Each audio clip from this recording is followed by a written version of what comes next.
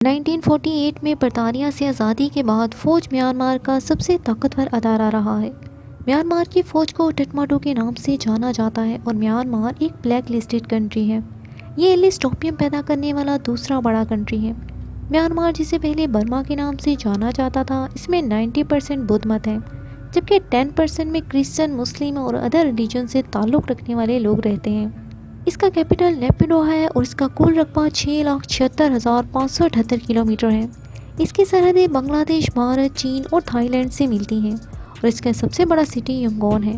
Myanmar میں ہر سال 20 لاکھ سے زائد ٹورسٹ آتے ہیں۔ اس کنٹری میں بے روزگار افراد کی کل تعداد 4,30,000 سے زائد ہے اور اس کی کل آبادی 55 ملین سے زیادہ ہے۔ زیادہ تر لوگ برمی زبان بولتے ہیں۔ اس کی ایکسپورٹ 9.4 بلین جبکہ امپورٹ 10.91 بلین ہے۔ میانمار پاسپورٹ رینکنگ میں 95 نمبر پر ہے۔ میانمار کے نیشنلز کو 42 ویزا فری ڈیسٹینیشن ہے۔ میانمار قدرتی وسائل سے مالا مال ہے، جس میں قدرتی گیس، پیٹرولیم، لکڑی، زنک، تانبا، سیسا، کوئلہ، سنگ مرمر اور قیمتی پتھروں کا ایک بڑا ذخیرہ ہے۔ لیکن میانمار سفر کر رہا ہے progressive government control, corruption, inefficient economy policies, exploitations and rural poverty سے۔ میانمار زلزلوں، سیلابوں، لینڈ سلائڈنگ اور جان لیوا سمندری طوفانوں کا شکار رہا ہے۔ صرف 2008 میں ہی ایک سمندری طوفان سے 1,30,000 افراد کی جان چلی گئی تھی۔ میانمار کی بات ہو اور اس میں مسلمانوں کے قتل عام کا ذکر نہ ہو۔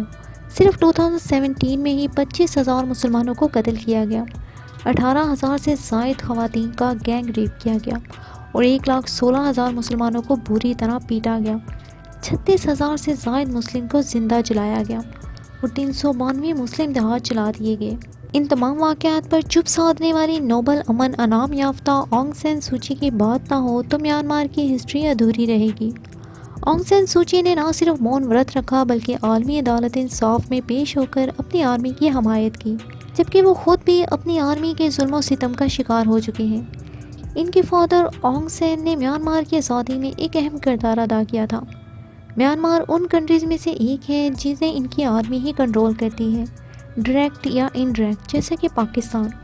میانمار کی آرمی کو انٹرنیشنل کرٹیسائز سے کوئی فرق نہیں پڑتا، کیونکہ ٹٹماڈو کا ماننا ہے کہ وہ اپنی مرضی کے مطابق میانمار پر حکمرانی کر سکتے ہیں۔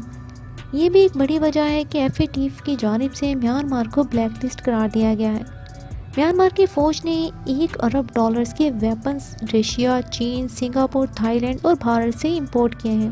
ان ویپنز کا یوز کسی نیبر کنٹری سے جنگ لڑنے کے لیے نہیں کیا گیا، بلکہ اپنے ہی کنٹری کے لوگ، جس میں رخائن ریاست کے مسلمان شامل ہیں، ان کو قتل عام کرنے کے لیے استعمال کیا جا رہا ہے۔ ٹٹماڈو نے میانمار کی کان کنی تیل اور گیس انڈسٹری پر اپنا کنٹرول رکھا ہوا ہے۔ اس سے ٹٹماڈو قومی خزانے سے ایک بھاری رقم اپنے لیے ویپنز خریدنے کے لیے استعمال کرتی ہے۔ 1990 سے لے کر 2010 کے درمیان فوج کے زیر کنٹرول کاروبار میں فوج نے $18 ارب حاصل کیے تھے۔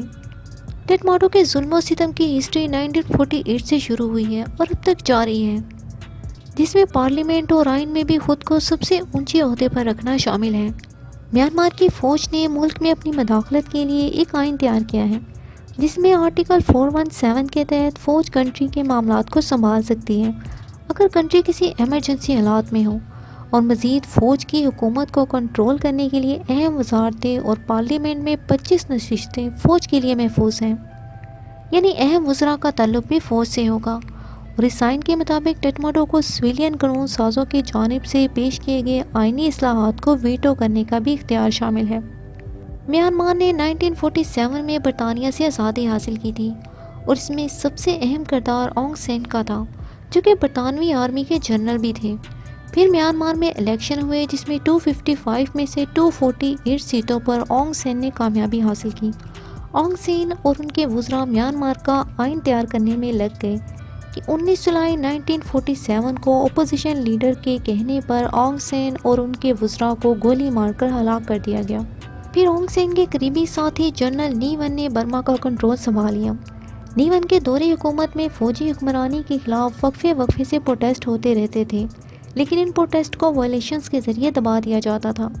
پھر 1958 میں جنرل نی ون نے فوج کو انڈرٹیکر گورنمنٹ کے صورت میں میانمار سونپ دیا، کیونکہ نی ون میسو اسکیل پر ہونے والی اکانومک ڈکلیننگ اور ملٹیپل انسرجنسیز کو کنٹرول نہیں کر پا رہے تھے۔ 1960 میں ٹٹماٹو نے ملک میں الیکشن کروانے کا وعدہ کیا جو کہ 2010 تک پورا نہیں ہو سکا۔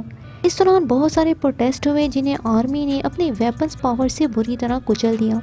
1988 میں ینگون کے اسٹوڈنٹس نے میسو اسکیل پر آرمی کی مس مینجمنٹ کے خلاف پروٹیسٹ کیا اور اس پروٹیسٹ کو ختم کرنے کے لیے ٹٹماٹو نے بروٹل ملٹری کریک ڈاؤن شروع کیا جس میں 5000 لوگوں کی موت ہو گئی۔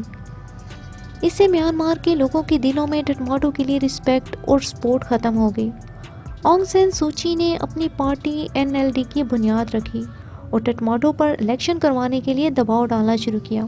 ڈومیسٹک اور انٹرنیشنل پریشر کی وجہ سے فوجی حکومت نے الیکشن کروائے جس میں آنگ سین سوچی کی پارٹی NLD نے بڑی تعداد میں نشستیں جیتی، لیکن آرمی جرنیلوں نے ان رزلٹ کو تسلیم کرنے سے انکار کر دیا۔ آنگ سین سوچی کو گھر میں قید کر دیا گیا۔ 1990 سے لے کر 2010 تک ان کو صرف گھر تک محدود رہنے کی اجازت تھی۔ ان کی قید میں 1 سال مزید اضافہ کیا گیا جب آنگ سین سوچی سے ملنے کے لیے کوئی ایک پرسن ان کے گھر آیا تھا۔ رہائی کے بعد سوچی کو اسٹیٹ کونسلر منتخب کیا گیا جو کہ پرائم منسٹر کے عہدے کے برابر ہوتا ہے، لیکن انہیں اختیارات نہیں دیے گئے۔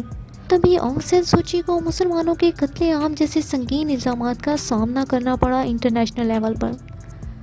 نومبر 2020 میں پھر الیکشن ہوئے جس میں آنگ سین سوچی کی پارٹی نے ایک بڑی کامیابی حاصل کی، لیکن 1 فروری 2021 میں ٹٹماٹو نے میانمار کے کیپٹل اور ملک بھر سے تمام الیکٹڈ پولیٹیشنز لیڈر کو گرفتار کر لیا۔ گرفتار ہونے والوں میں آنگ سین سوچی اور ان کی پارٹی کے صدر اور 88 جنریشن پارٹی کے ممبرز بھی شامل تھے۔ 88 جنریشن کی بنیاد ان اسٹوڈنٹس نے رکھی تھی جنہیں 1988 میں ٹٹماٹو نے کھلے عام قتل کیا تھا۔ ٹٹماٹو نے سرکاری ٹی وی پر اعلان کیا کہ آرمی نے کنٹری کے تمام اداروں کا کنٹرول سنبھال لیا ہے اور اپنی فوجی بغاوت کا یہ جواز پیش کیا کہ میانمار میں جو الیکشن ہوئے تھے ان میں بڑے پیمانے پر دھاندلی کی گئی ہے اور ایسے ایمرجنسی حالات میں آرمی کو کنٹری کا کنٹرول سنبھالنے کے لیے آئینی مینڈیٹ حاصل ہے۔ اور فیس بک پیج پر یہ کہا گیا کہ میانمار کی فوج اس سال کے آخر میں فری اینڈ فیئر الیکشن کروائے گی۔ اس کو لے کر میانمار کے لوگوں کے دلوں میں فوج کے لیے ایک غصہ تھا جس کو ختم کرنے کے لیے اور اپنی عوام کی سپورٹ حاصل کرنے کے لیے مسلمانوں کا قتل عام شروع کر دیا، یہ کہہ کر کہ وہ میانمار کے لیے خطرہ ہیں۔ اس سے نہ صرف ان کی عوام کا دھیان بٹ گیا بلکہ وہ یہ سوچنے لگے کہ ان کی فوج ان کی محافظ ہے۔ آنگ سین سوچی پر چلنے والے مقدمات کی بات کر لیتے ہیں۔ 10 جنوری 2021 میں انہیں 4 سال کی قید سنائی گئی۔ پھر 6 دسمبر 2021 میں انہیں مزید 4 سال کی قید سنائی گئی۔ پھر 16 اکتوبر 2022 میں کرپشن کے الزام میں انہیں 7 سال کی قید سنائی گئی اور کچھ مقدمات میں قید کی سزا سنائی گئی۔ کل ملا کر آنگ سین سوچی کو 30 سال قید کی سزا سنائی گئی ہے جسے کم کر کے 17 سال کر دیا گیا ہے، یعنی مختصر کیے کہ اگلے 17 سال یا شاید اس سے بھی زیادہ ٹٹماٹو ہی میانمار پر حکومت کرے گی۔